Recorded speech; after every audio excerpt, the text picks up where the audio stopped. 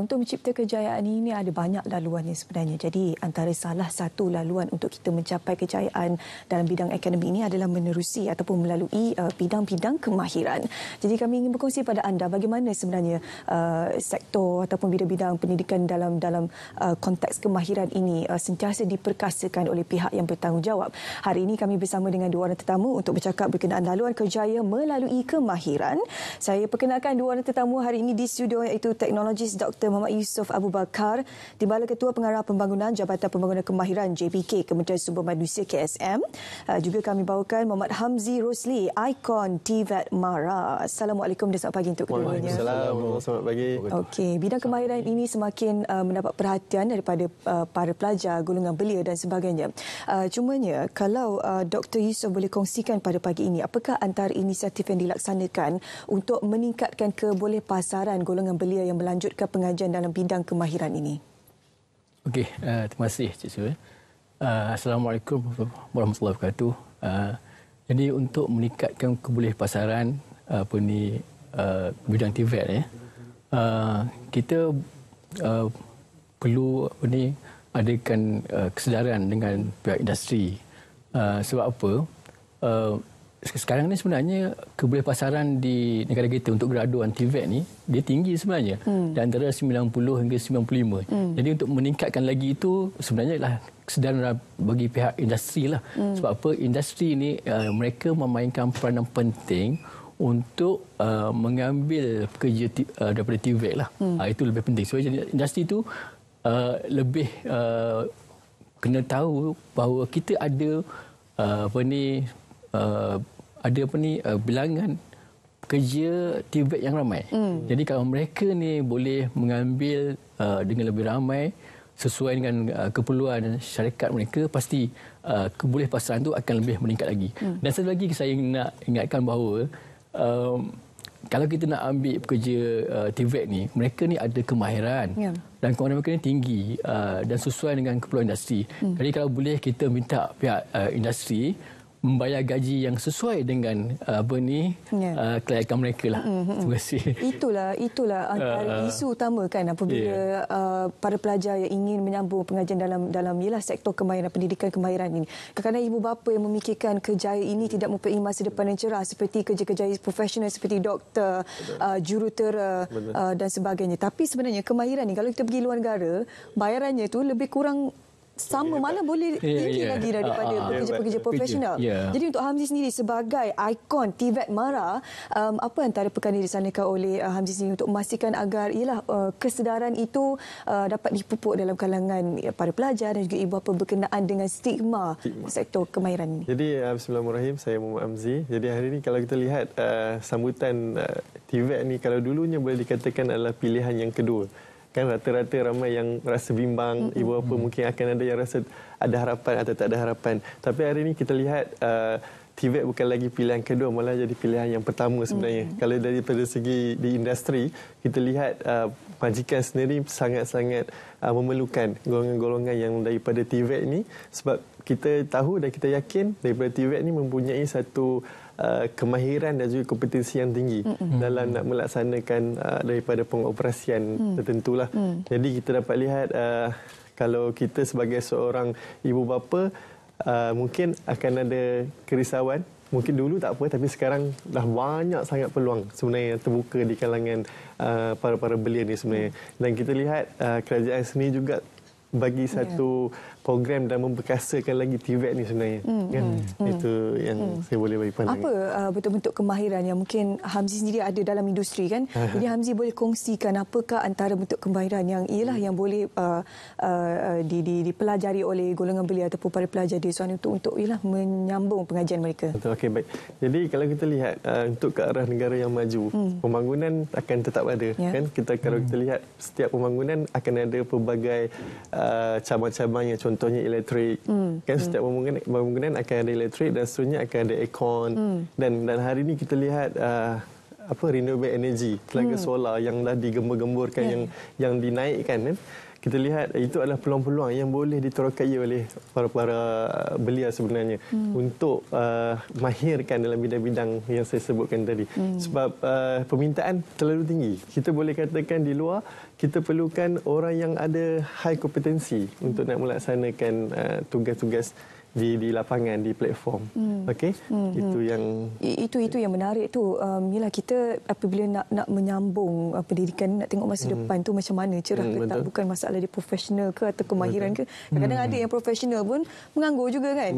Kita bukan nak merendahkan mana-mana pihak, cumanya yalah, kita nak orang kata mengubah sedikitnya pandangan terdahulu dengan sekarang, bagaimana evolusi sektor kemahiran ini sudah berubah sekarang kan. Okey, Dr. Yusof, sekarang ialah apabila ada program-program yang telah disusun, pasti akan ada para pelajar yang berminat untuk menyertai program-program seperti ini kan. Jadi apa antara kelebihan lain sekiranya para pelajar ini menyertai program-program ataupun pendidikan di bawah TVET ini? Okey, sebenarnya macam ni ya.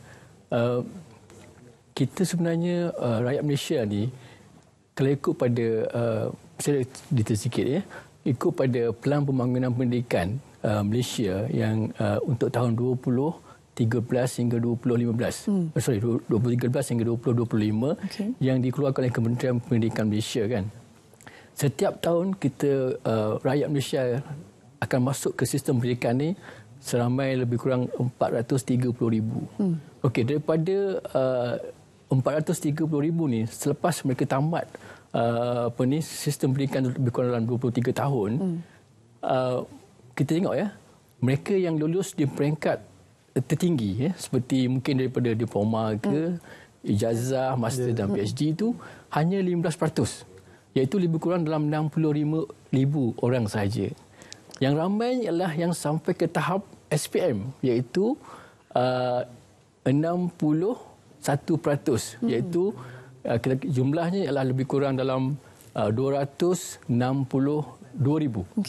Jadi yang 262,000 ni nak pergi mana sebenarnya?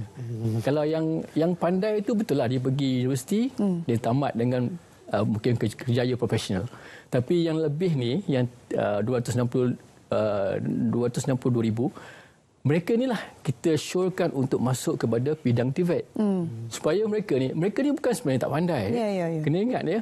Mereka ni cuma orang panggil non-academic inclined. Betul, saya setuju. Dia tak cenderung kepada akademik. Jadi bidang dia kena bagi bidang yang dia cenderung supaya dia lebih maju di situ. So kalau kita paksa dia pergi kepada yang profesional tadi, universiti dan sebagainya, mereka tak mampu. Ya, betul. Tapi mereka ni disalurkan kepada bidang yang mereka minat.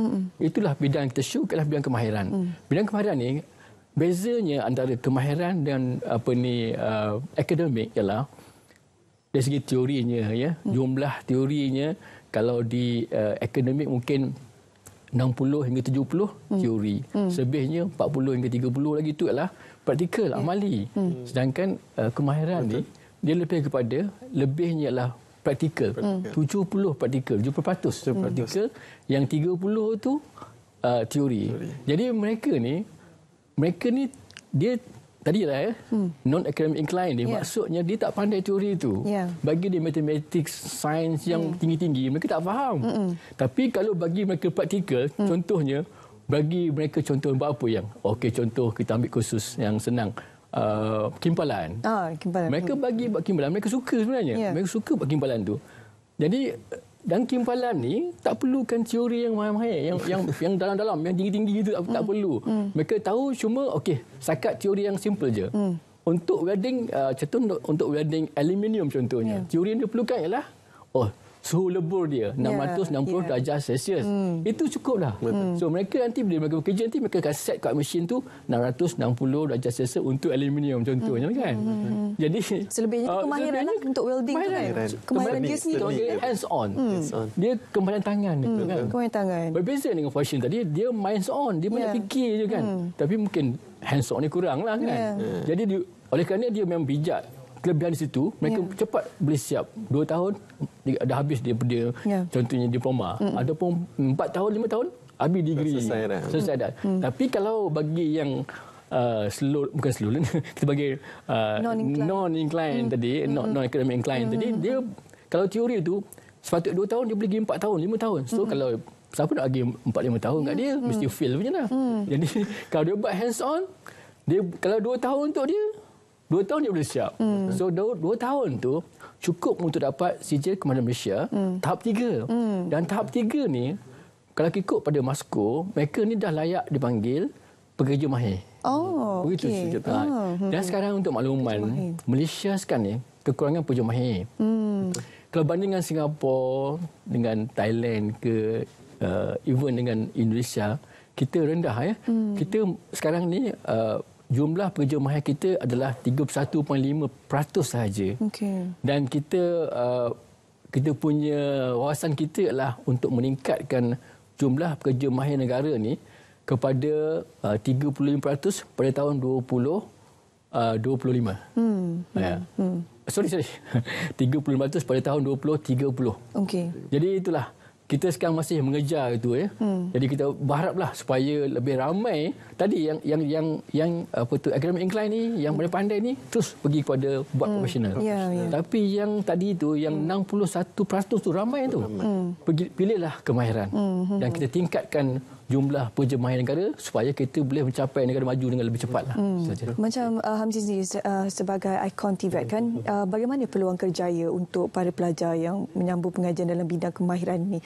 Masa depan mereka tu berapa cerah yang kita boleh yang kita boleh nampak dalam waktu tempoh sekarang ini untuk kita bagi yalah orang kata vision sikit untuk ibu bapa yang menonton sekarang ini kan, sebab masih ada sebenarnya ibu bapa yang risau cakap jangan sambung ni kita nak ubah sikitlah persepsi itu kan. Tapi macam saya sendiri, saya bermula daripada IKM juga. Dia dalam bidang sijil. Sijil. Kemudian saya sambung di peringkat diploma dan terus kepada ijazah.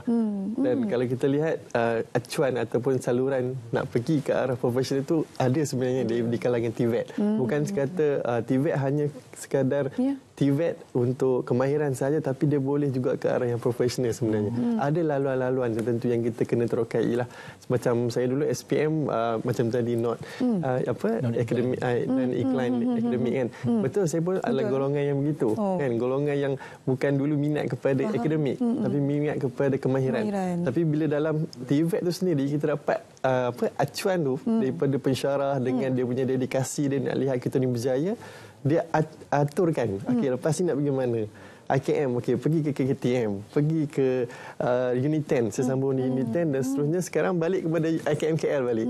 Sebab saya nampak dari segi MARA sendiri, saya nampak usaha nak membantu para pelajar ni untuk cerah masa depan ni memang ada. Memang dah ada. Cuma para belia ni kena ambil satu inisiatif, yakin dan percaya, dan kita mampu buat sebenarnya. Ibu bapa kena letakkan satu keyakinan dan kepercayaan kepada zaman sekarang ni. TVET memang bukan lagi pilihan kedua tapi boleh jadi pilihan yang pertama. Betul. Daripada anak-anak yang ingat tak masa yang baru-baru ni keluar berita pasal para pelajar SPM tak datang, tak nak sambung betul.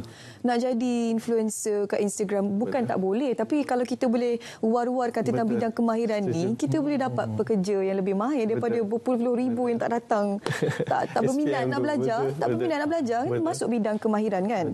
Okey, mungkin Dr. Yusof ada beberapa perkara yang disampaikan berkenaan dengan industri TVET ini kan. Tadi saya katakan bahawa 61% daripada jumlah pelajar tu dia tersekat di SPM tu, di peringkat menengah lah. Yang lebih hanya 15% saja berjaya ke peringkat lebih tinggi, peringkat profesional lah. Jadi saya macam mana kita nak kenal pasti mereka ni semasa di sekolah lagi. Jadi saya sebenarnya mereka ni ada dia punya tanda-tanda dia. Kita ada tanda-tanda lah. Kalau mereka ni masa belajar tu dia minat kan, tapi tak cemerlang. Ini kita panggil dia dia minat cemerlang, dia panggil fast learner lah. Yang ni excellence ni. Yang ni sebenarnya 15% ni. Dan ada yang dia ni minat tapi tak cemerlang. Yang ni kita panggil dia average learner lah. Tadi fast learner ni average learner. Dan ada yang tak minat, tak cemerlang. Yang ni memang slow learner. Tapi saya ingat sekali lagi, mereka ni bukan tak cerdik. Bukan tak cerdik, tapi dia adalah non-academic incline. Tapi dia mungkin skill inclined. Yeah. Jadi siapa yang kenal dia ni? Yeah. Guru-guru mereka lah kenal mereka. Betul. Jadi Setuju. peranan guru-guru ialah mengenal pasti pelajar-pelajar ni dan kita boleh syorkan hala tuju mereka ni ke arah kemahiran. Jadi itulah peranan guru-guru sangat penting untuk menentukan arah masa depan pelajar tu sama ada ke arah akademik ataupun kemahiran. Saya ingat dulu masa sekolah kan ada kelas dululah stigma kan ada kelas atas, kelas bawah. Kelas bawah ini yang main-main ni. Betul. Tapi sekarang ni saya rasa stigma tu tak perlu ada lagi sebab yang kalau orang kata kelas bawah ni dia ada kemahiran lain yang kelas atas ni tak tahu kan. Betul. Jadi itulah zaman dah berubah sekarang ni kan. Jadi kita tak boleh pukul sama rata. Setiap kanak-kanak itu ada kelebihan masing-masing. Berapa perlu menghargai anak-anak mereka. Okey, terima kasih kepada Dr. Yusof dan juga Hamzi sama kita hari ini untuk berkongsi berkenaan dengan laluan kerjaya melalui kemahiran. Semoga ia dapat membuka sedikit pandangan anda ataupun mengubah sedikit bagaimana stigma anda terhadap sektor akademik kemahiran ini. Kita nak bawa anda ke seleksi pagi di Perak FM bersama dengan rakan penyampai DJ Nana di sana yang sudah pun bersedia. Silakan.